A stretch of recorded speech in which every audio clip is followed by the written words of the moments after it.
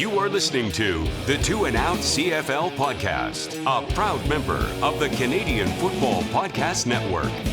It is Travis Currah and it is Sheldon Jones as we're getting you ready for week 17 of the 2024 CFL season. And Sheldon, it is a special weekend in Canada and in the CFL. The National Day for Truth and Reconciliation is on Monday. So all of the teams in the Canadian Football League have the special logos and the helmets and the Indigenous logos. I can say for all the teams, they just look so cool. This year we finally got the Roughrider and the Alouette logos. Yeah, and they're top notch. Oh yeah, both those teams too. I think knocked them out of the park. I love Montreal's Dreamcatcher one and the Riders. I could never have thought that they would have done that good of a job. The artist out of Saskatoon just did an amazing job. My only kind of thing is that they don't have hats available. They got bunny hugs, they got t-shirts, but no hats. So hopefully that changes. But yeah, I love them. Like previous one, my favorite one was the Elks. I still think it looks amazing. But even the newer Toronto one this year is like top notch too. But all of them, they all did a really good job. Yeah, an important day across Canada, and love to see the CFL participating in a very cool way. Indigenous artists making Indigenous-themed logos for each of the teams. Now, heading into the games, well, first, I want to give best wishes to Alex Singleton, former Calgary Stampeders linebacker he was a captain with the Denver Broncos, tore his ACL in the first quarter of their game, finished the game, played every defensive snap, and led the team in tackles with 10. Yeah. An absolute warrior. I saw one of the first comments under the tweet said, well, I hope they give him a week off after that. The thing is about that, like when I heard that he finished the game after tearing his ACL, I was like, yeah, that sounds about right for that guy. He's a unit. Like he's just a great success story for a player to come up here to the CFL and then be able to get that shot down south. And yeah, all the best to him, and hopefully his rehab is quick. Yeah, love to see him back on the field where he belongs. Sheldon, there was a stat in this week's stats package from the CFL that surprised me. Penalties in the CFL are at their lowest level since 1974. Isn't that very wild? Surprising? Because we've been, complaining the whole year about the command center and all this stuff, and so you would think that would mean that the penalties are up, but yeah, no, it's bizarre. But at the same time, like I kind of do recognize it because I have noticed that some teams haven't been getting that many penalties. Like Winnipeg for sure hasn't been getting a lot of penalties, and so I guess surprising and not surprising, but it's good to see at the same time because maybe they're letting him play a little bit more, but also maybe the players are playing a little bit smarter too. Well, it just goes to show that complaining about officiating and penalties transcends generations. Sheldon Jones, even going generations, back 50 years. Generations, leagues. There's a lot of complaining about the NFL officials right now, so especially involving Kansas City games. But yeah, so it's always nice to know that it's not a singular issue for the CFL. The Friday night doubleheader starts in Winnipeg, where the Bombers are 4.5-point favorites over the Edmonton Elks. It is the second half of the Ford Bowl, which was actually the highest rated game of week 16. Unfortunately for Trey Ford, McLeod Bethel-Thompson is getting the start at quarterback for the Edmonton Elks. Jarius Jackson saying that Mac was has been the more consistent quarterback this season. Man, there's I feel like, of course, you want to give your guy the vote of confidence in the media, and McLeod Bethel-Thompson, for the most part, has been consistent this year. There was a bit of a rough stretch he had, but he also had way more opportunities than Trey Ford this year. Trey was great until he hurt the ribs, and he came back, and he wasn't great against Winnipeg last week. But do you read anything into this? I mean, the Elks are going to want to lock up Trey Ford long term, and just the way it has gone and the situation and the way that's been managed, I don't know if that's going to happen at the end of the day. Yeah, I don't know because like you said, I think McLeod Bethel-Thompson is the right choice right now because we've seen. I think he's definitely better when he's starting instead of coming off the bench, and you don't want to risk Ford starting again and then getting down, especially because it's, we're pretty close to must win for Edmonton here to make the playoffs. So you have to go with what you think is going to do the job. And Trey Ford's been better coming off the bench than starting. So if McLeod gets into some trouble, then they have that option there. But just the amount of yo-yoing that's been happening with Trey Ford and I just don't know what that does for his confidence level for re-signing there and recognizing that he's going to be their guy going forward. I know that there's a lot more playing days for Ford than there is for McLeod, so they have that to weigh their options there too. But if I'm Trey Ford, I'm going whoever's going to pay me the most money, but at the same time give me the best chance to start. And there are going to be a few teams looking for quarterbacks next season. So there could be between him and between Vernon Adams, potentially Bo Levi Mitchell. We could have that, that ripe Canadian or ripe quarterback market again that we had, 5 years ago when there was, Mike Riley and Bo Levi and all that. So very, very interesting offseason ahead. Yeah, I kind of wonder, hey, is Jeremiah Masoli playing for an audition next year? I think Ottawa's long-term plan probably is Drew Brown, the young guy at quarterback there. And, I don't know if I said this on the show last week, but Trey Ford's action last week against Winnipeg, that was like his first game, I think, with playoff pressure.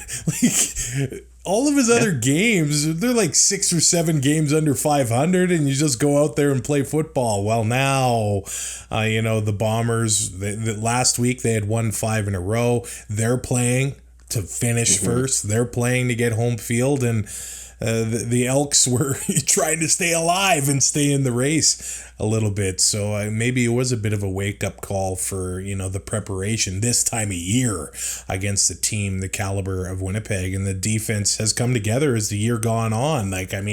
Jordan Younger in the defense, Richie Hall moves into the consultant role. There was criticisms about that Bomber defense early on, and now those criticisms are gone. McLeod Bethel-Thompson probably more familiar with some of the stuff that Winnipeg would be throwing at him. And those Bombers can clinch a playoff spot for the 8th straight season with a victory over Edmonton on Friday night. It will be the 3rd straight sellout at Princess Auto Stadium. And what a streak the Bombers are on against Edmonton. 11 straight wins. And this is a wild stat. Willie Jefferson has not lost to Edmonton since signing as a Bomber. I would have to look at his stats like when he was in Regina, but Willie Jefferson's record against Edmonton is quite dominant. Well, Willie, his record against most teams is pretty dominant. So it's not surprising, but yeah, because especially since he started his career in Edmonton, so it'd be interesting to see since he left that team, what that record is in total there. But he's just a beast out there, and he's always going to have his arms up. I honestly think he's kind of hanging back a little bit more. I don't think he's going for the sacks as much. I think he realizes that, him swatting the ball down is kind of his bread and butter right now, and it's doing the job. Yeah, and that's not easy to do. Like the timing, and he's got that wingspan. He's blessed to use it. He definitely is using it. I don't know if you saw him rocking an old Edmonton Elks 99 jersey last week, which is the number he wore in Edmonton. I love Willie's style. Like he's wearing these jerseys from, the opponent teams. It feels like a giant troll, but man, I don't know. I think it's fun. Yeah, I pretty much just love everything about that guy. Like Yeah. he's one of the guys that the CFL just needs to market the hell out of. Yeah, he's probably my favorite player in the CFL. Nick Dembski has made a catch in 67 straight games. It's something we're not talking about, and we're still okay. Dembski is not in the MOP conversation. Maybe. But, and he's still overshadowed by Brady in the MOC conversation. And we talk about the slow start that these guys had. I mean, Brady just had his first touchdowns last week, and there were some controversies about his playing time early this season. Now it's all gone. Got his third straight 1,000-yard season. He already has a career high in catches and has a chance at eclipsing 2,000 total yards again. Those Bombers, it's not how you start. It's how you finish. Grey Cups are won in November, and if the hole you dig early in the season isn't too deep, it's an 18-game season. You can always get back in it. Yeah, and we said it. We talked about their slow start, but I think we always kind of had that caveat in there that they're still a good team. They're still a really good coach team, and they're eventually going to find their way, and they have. So it's good for the Bomber fans there, but I don't know why we even doubted them in the first place. Cause, seems silly now. Yeah, it certainly does. It certainly does. The Elks have made some other changes in their lineup as well. Justin Rankin officially getting the start at running back, and they've released defensive back Leon O'Neal Jr. He threw a punch against the Bombers last week.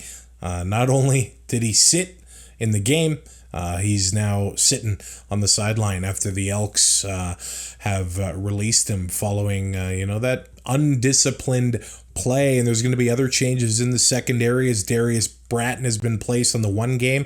And Marcus Lewis back into the Elks secondary for the first time since July. And Gavin Cobb, the receiver, Javon Leake, remain out in the offense there.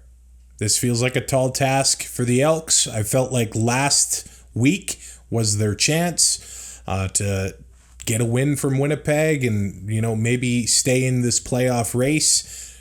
Now, it's as close to must-win territory as it gets, and in a stadium where you don't want to be in that situation. No, it's extremely tough to play there.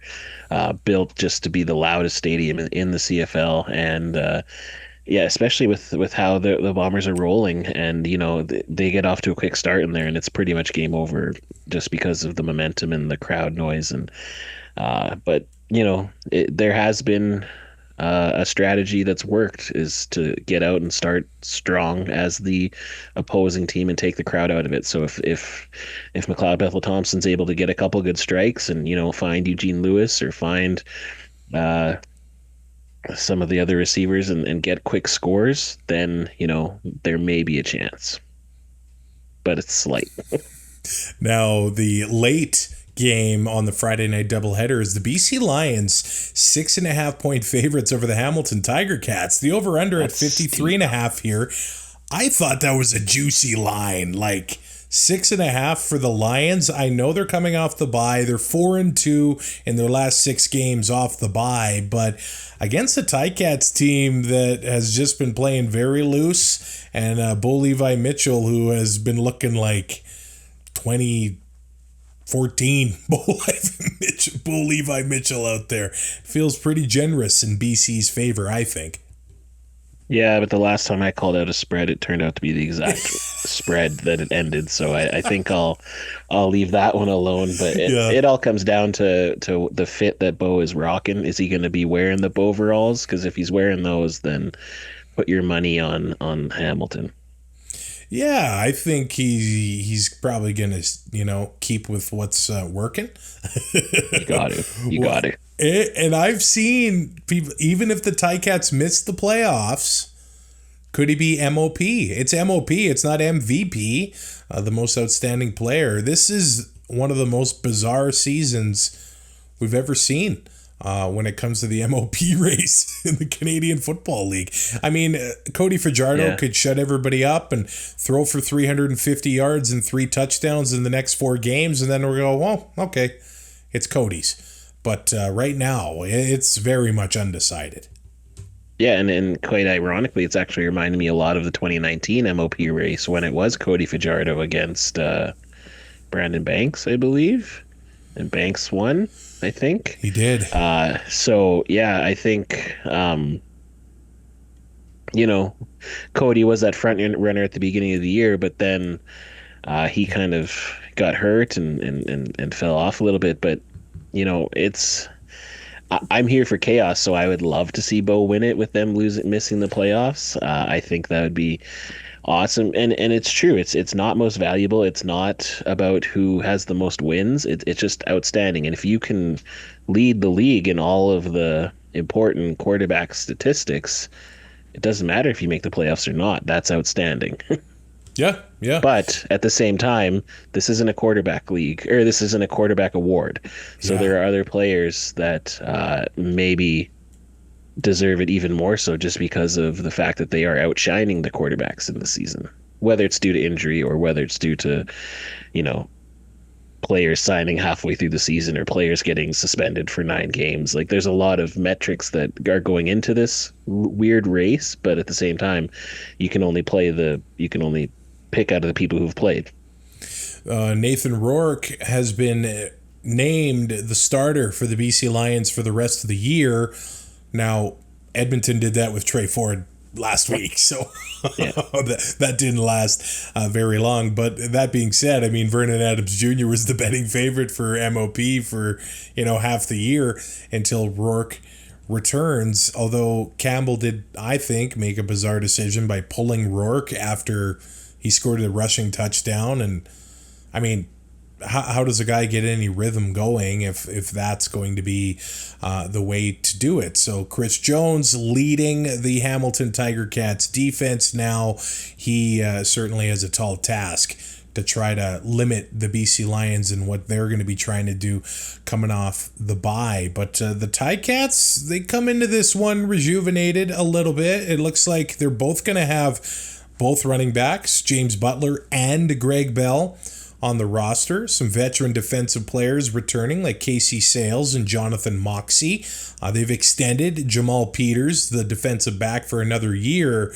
And I was looking at the standings. The Ticats could still cross over to the West. Now, the Riders do have a 3-point edge on the Ticats right now. So it is a long shot, but there are multiple paths for the Ticats to get into the playoffs here. They're 4 games under 500. Now they're, 2 wins behind the Argos. This is must-win territory for the Ticats. And traveling to BC Place, where the Lions haven't won, am I seeing this since mid-July? The front half of the season for the Lions was home heavy in their schedule, and they did get some wins. But it's been a while since they've won at BC Place. So we've seen it this year where it looked like the road team crossing the country had maybe a tough travel schedule. The deck was stacked against them. So I don't even really know if I want to touch that and really count the Ticats out for having the tough travel schedule here with a rested Lions team. But the Lions haven't been so dominant at home, and it's been a while since they've won there. Yeah, I'm not sure the travel is going to be the big thing. This late start for the Ticats, that could be the issue. But at the same time, like you said, with this bizarro season that's happening, I'm more inclined just to go with the hotter team because, BC may have been on the bye, but when you go on the bye, when you're not...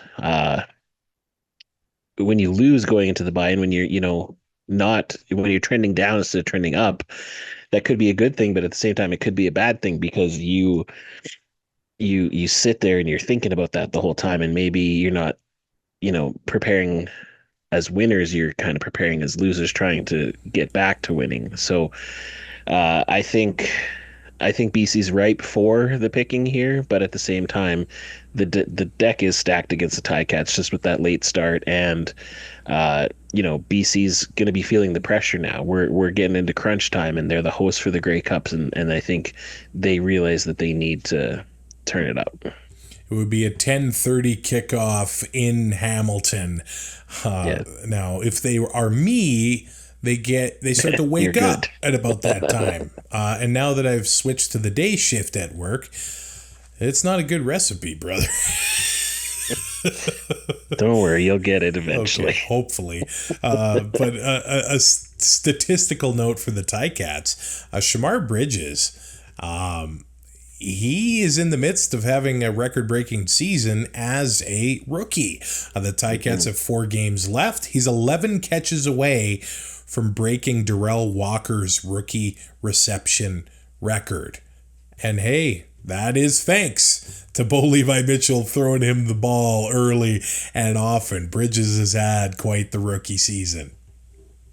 Yeah, I think I'm struggling trying to think of another rookie that could even, touch him in the award there. So I think he's pretty much got that one locked up. But like you said, again, just another credit to Bo for what he was able to do early in the season, even when they're losing games, and probably because they were losing games, he was throwing it a lot more, and he was finding Bridges when he wasn't able to get on board with Tim White at the beginning of the year. Now, for the Lions, they're going to be missing receiver Alexander Hollins, who at the beginning of the year was having a record-setting pace, man, and that has kind of fallen off. Justin McInnes, not on the pace that he was earlier in the year, but with no Hollins, maybe he's going to be seeing a little bit more targets. Maybe Hatcher is going to be getting more targets as well. I look at that Lions offense and I see them rolling a whole lot more with William Stanback, and it gives them that balance that I think the Lions maybe have lacked a little bit over the past couple seasons. Like, especially, they go to Winnipeg for the West Final. Whatever the weather is, you run the ball early and often, the opposing defense they're going to be tired by the fourth quarter. And that's Winnipeg's strength. BC hasn't been able to do that with the bruiser like William Stanback. I feel like that's what they have been doing, setting up to try and get those Bombers in the playoffs, because right now they're going to have to face 2 physical teams, probably. If the playoffs were today, the Riders come in very physical. Look what they did against the Stampeders. So they're going to have to play physical with them.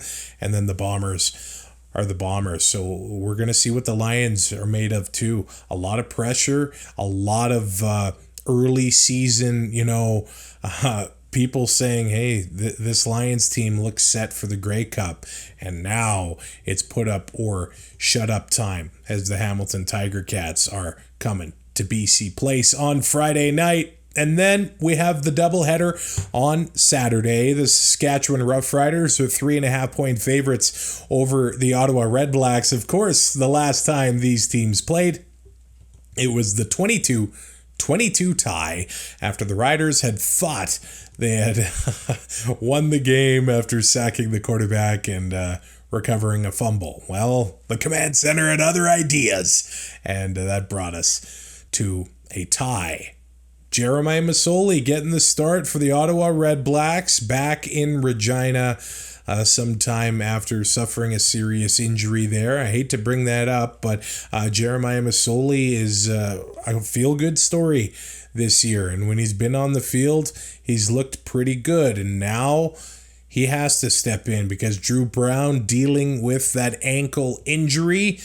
Tough task against that Rough Rider defense, coming off their first win after Labor Day in 3 years for the CFL on CTV, Sheldon. Yeah, and I believe I heard that Suter is not calling the game, so that's at least a good thing we won't have to hear about Jeremiah Masoli and Garrett Marino 69 times on the broadcast. Nice. But, I can't say there's not a part of me that is just really going to be holding my breath every single time Miles Brown gets close to him. Because That's fair. I'm not sure he deserves that, but it's been a rough year for injuries and quarterbacks, and I just, please, whatever happens, I just want Masoli to be able to finish this game and not have to go down again in Mosaic, and we don't need that. So I'm putting all the positive energy out into the world that Jeremiah Masoli plays, well, and he plays injury free. But it's exciting to be able to see him back, because I've always been a fan of his, and the league is better, I think, with players like him in it. They're just exciting, and he's shown flashes of brilliance when he's got back in there, but he also, last week when he came in relief, wasn't really anything there. So he's got a whole week here to prep for the Riders, and hopefully that works out. He's going to have some help getting back into the lineup, and that is Khalil Pimpleton, who is back for the Ottawa RedBlacks. He only got into 3 games this year, but that came with 315 yards receiving and a touchdown. It also came with a 99-yard punt return touchdown against the Stampeders in Week 8. Now, the RedBlacks have really run into injury issues. If you talk to some of the guys that cover the league that have been broadcasting now, that used to play in the league, well, they say injuries aren't an issue, or they're not an excuse. It's always next man up. The RedBlacks have had 13 players go down to injury over the last 2 weeks. This season, 9 players returning kicks have gotten hurt. That is a crazy number, man. It is. It's bizarre. And I'm hoping that this isn't going to be a factor into kicking rules changing. That's what I was thinking, man. I see that happening, and it just, I've seen how it's working out so far in the NFL this season, and it's pretty boring. So I really don't want to see players getting hurt, but at the same time, I think we have to find a way to be able to salvage the dynamic and excitingness that comes from the return game. So hopefully this is just a fluke, and those players can get healthy, and we don't see as much injuries going forward. But injuries in general, talk to Rider fans. Injuries are a problem, and they are, I'm not going to say an excuse, but a cause when it comes to how teams play, what they have to do. The Riders have a starting O-line and a starting D-line on their injury reserve right now. I'm sure there's other teams that have also been facing similar issues.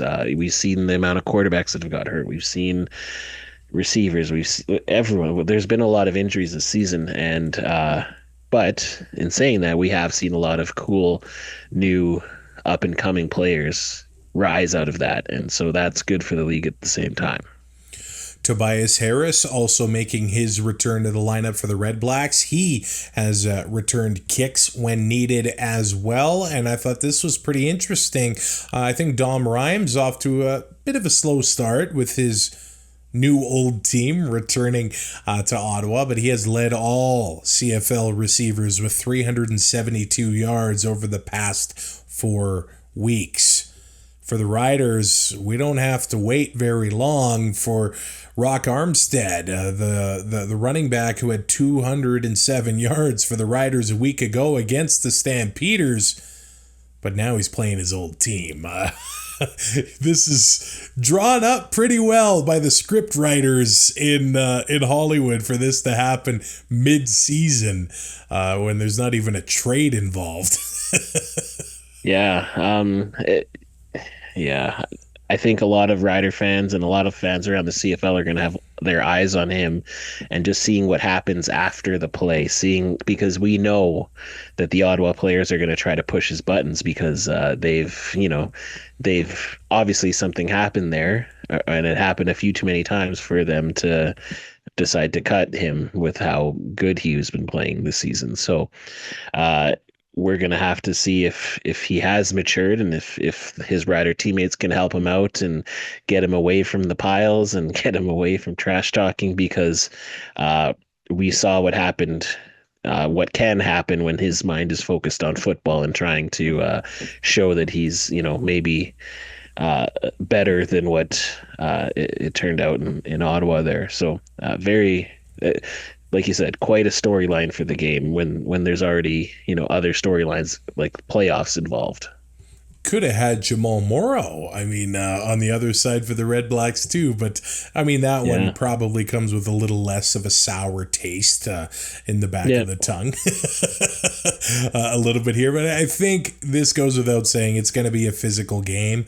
Both teams are two of the top three rush defenses in the CFL. The RedBlacks are giving up just over 91 rush yards a game, while the Riders are giving up just under 82 rush yards a game. So both defensive fronts, I know the Riders have experienced injuries, but Micah Johnson in there, the depth at linebacker for both teams. I know you look at the D line for Ottawa, the linebackers there, both very underrated. Both teams make it very challenging to run against. That goes without saying. The Argos, by the way, the number one rush defense in the CFL, only team giving up less than 80 yards a game at 76 yards even. Well, Sheldon, your guy, Adjo is injured. So receiver Dell Duncan Busby is going to get his first CFL start. He had his first catch last week, but Adjo had a catch last week for 10 yards. He gets injured, and that means Duncan Busby is getting his first start in his young CFL career. Yeah, and with the Riders signing another Canadian receiver, that kind of... makes it seem like his injury is going to keep him out for the rest of the season, which is really unfortunate. But I'm looking forward to seeing what Duncan Busby can do here. He was actually drafted before a Joe squared, so obviously I think the Riders saw more in him. And when he came into the game, Trevor Harris went right to him, trying to get him comfortable and get him a catch there this last week. So it'd be interesting, but I just want to see if he's able to block as well as Joe was, because that was a big part of his game, coming in and kind of being in those tight end sets and helping to get the running back to get some more yards. Now, the Rider defense experiencing some illness/injuries going on here, because CJ Rivas, the linebacker, is dealing with a knee issue. Brian Cox Jr. is sick. Jordan Herdman-Reed has got a leg issue. Those guys are questionable for the Riders, but they will be welcoming Roland Milligan back to the fold for the Rider defense, as he has welcomed a baby girl into the world. So congratulations to the happy parents and Roland Milligan, who will no doubt be sleep deprived on Saturday against the Ottawa RedBlacks. I'm going to be sleep deprived too. I'm going to be in Regina for that game at 1 o'clock kickoff. Curse whoever came up with that. 1 a.m. kickoff, I would prefer. But I don't know. Am I allowed to say it on the show, Sheldon? The Riders are going to be featuring me at the game on Saturday. Just recognizing me making the the 17-hour round trip driving on a regular basis to cheer on the green and white. So to an out nation that live in Regina, please say hi, and please buy me a poutine.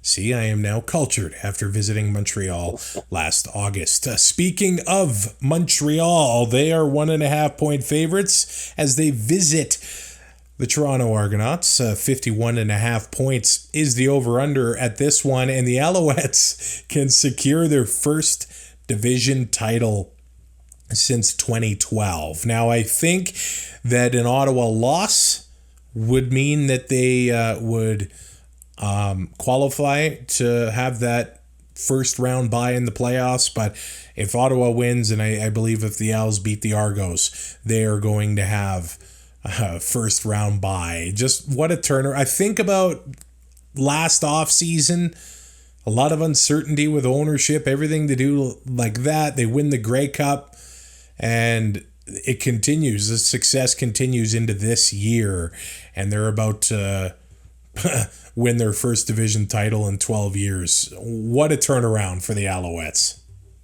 Oh yeah, it's been incredible and needed. The Alouettes, for the early part of the 2000s, they were the franchise in the league, and that kind of went away when Anthony Calvillo retired, and it was they went.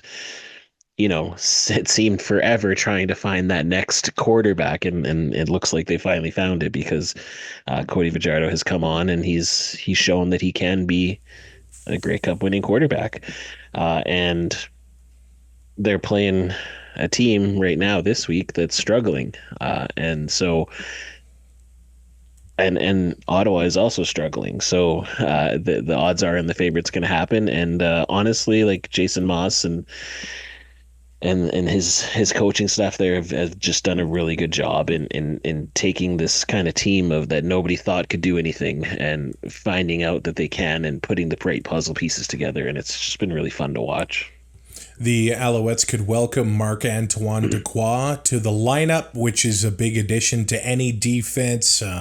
He can force turnovers. He's a great player. So he's missed the past 2 games. The Alouettes are going to welcome him back if he can get back on the field. And they're looking to win that season series with the Argos for the first time since 2019. 5 years since they've been able to pull off that feat. But you bring up the Argos and their struggles. They have lost 3 of 4. I think 2 of those losses were against the Ticats in September. Chad Kelly comes back, and the wins haven't really come with that. I find that their defense just not very balanced, or their offense, I should say. And early in the year, man, they were trying to run over teams. Since Chad Kelly has come back, they really got away with that. Kadeem Carey's looked great when he has the ball in his hands. And the Montreal Alouettes, they're giving up the second most rushing yards a game, next to only the Calgary Stampeders, 112 rush yards a game. But the question is, will the Argos take advantage of that and get back to, I think, what made them such a strong team over the past couple seasons? Yeah, it just kind of seems like they've been trying to get Kelly to make up for lost time with all the amount of passing that he's been doing. And it's just strange, like, because you say they take away from what their strength was going into him getting back. It's a good matchup. I think, Toronto has shown that they can score at will still. It's just their defense hasn't been holding down the fort like they have been in last season and earlier in the season even. Montreal, this is definitely a good opportunity for them. Well, and that's the thing with the Argos here. They are 1-5 inside their division. But look, the only team that they have beaten in the East is Montreal. That was back in week 6. They beat the Alouettes 37-18, but in week 4, the Owls beat the Argos in Toronto 30-20.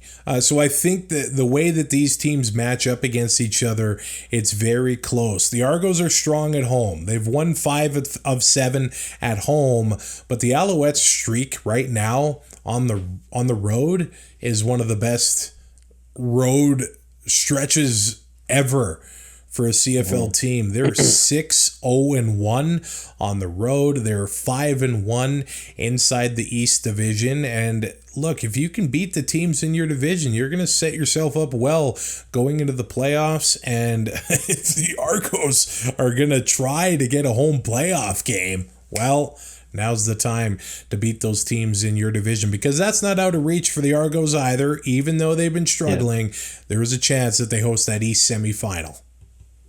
Yeah, and honestly, the Argos have one of the biggest home field advantages out of all the teams, just because they have natural grass at their stadium and nobody else does.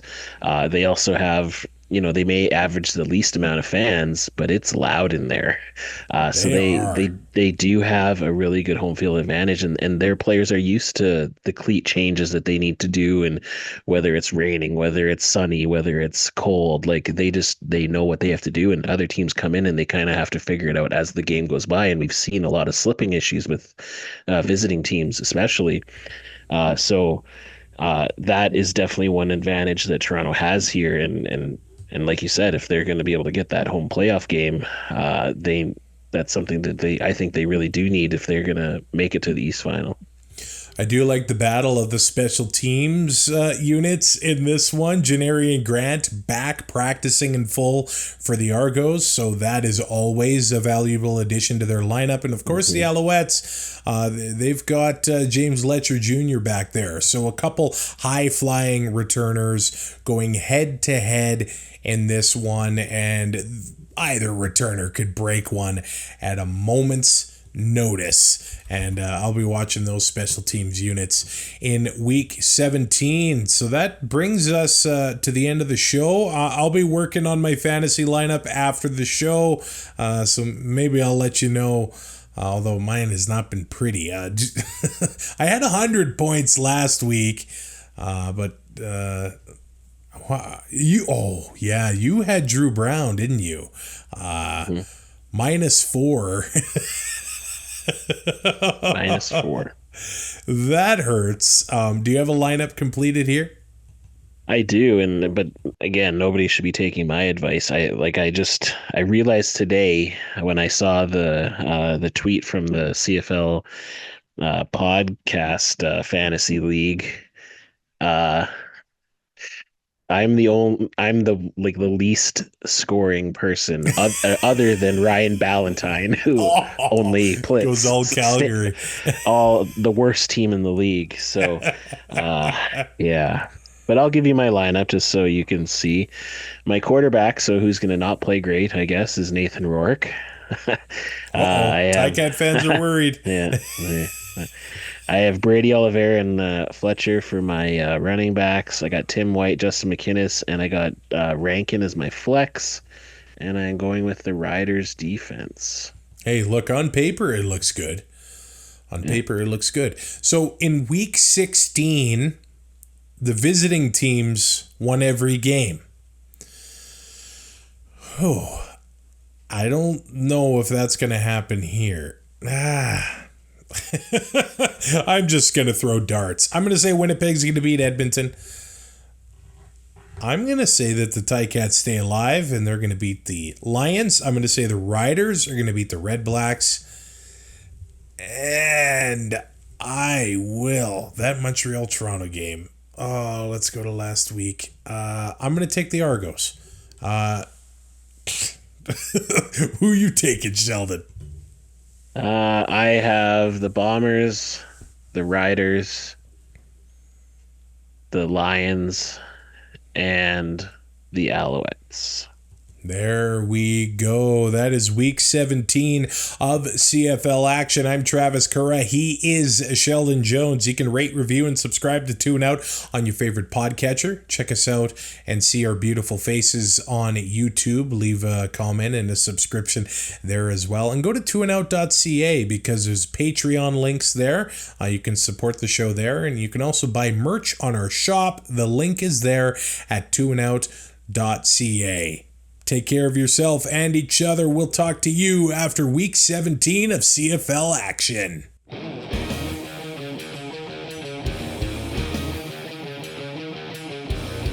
Thanks for listening.